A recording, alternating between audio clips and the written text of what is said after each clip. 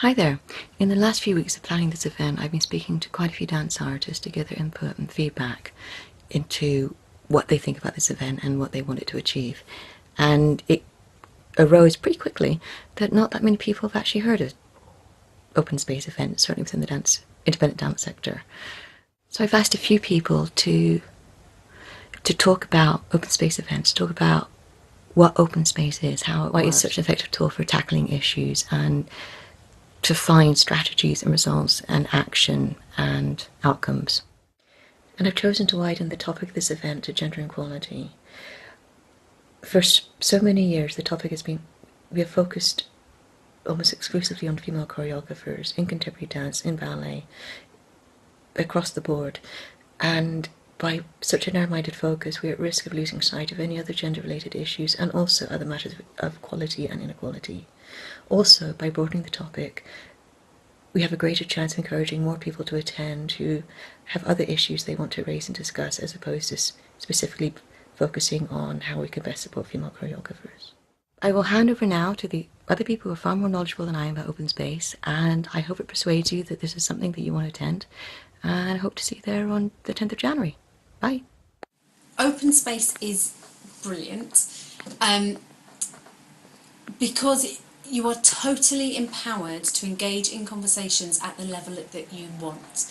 If you want to call a conversation, if the thing that you want to talk about isn't being talked about, then you have the power to take responsibility and get up there and call that session. Equally, if what you feel the need to do is to listen, if what you want to do is gauge what is going on with other people and what people are thinking about, then you can absolutely do that.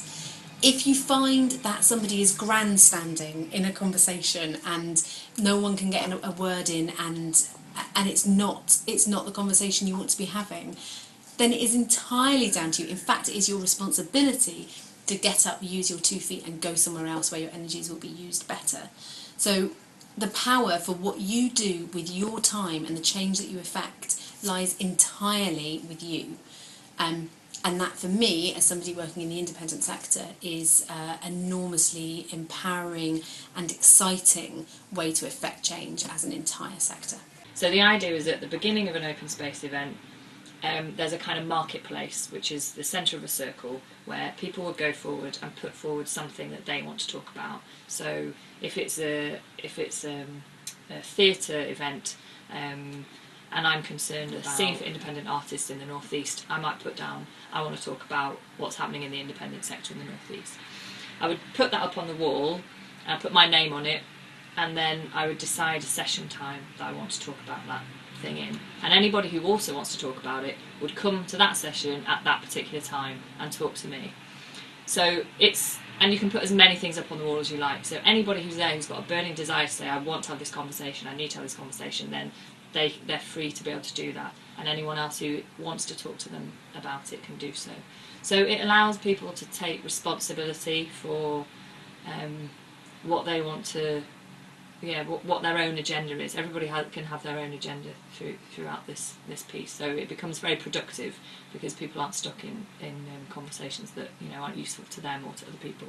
So at the beginning of open space, you start with a blank wall with no agenda on it. By the end of the opening circle, you've created an agenda, and in theory, everything that people want to talk about are now up on that agenda. But even then, there's flexibility built in.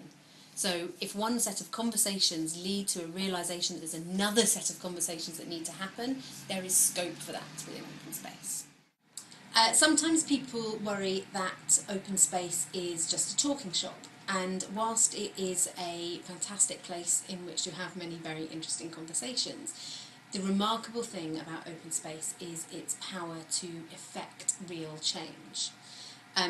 When people call a session in open space, they are starting a conversation about something about which they are passionate and for which they are prepared to take responsibility.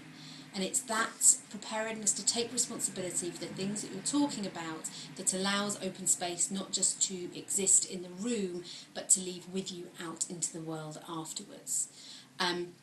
It also means that everybody at the event is able to contribute. So if you have 200 brains in a room, all of them are engaged in making that change happen.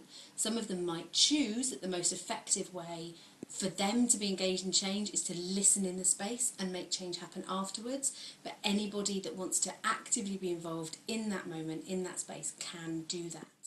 I really believe that with a room full of people, the solutions are there. With the wisdom and collective knowledge of everyone in the room, solutions are found. Things are moved forward. The right conversations happen. I absolutely intrinsically believe in the power of open space technology to push anything forward that needs to be pushed forward.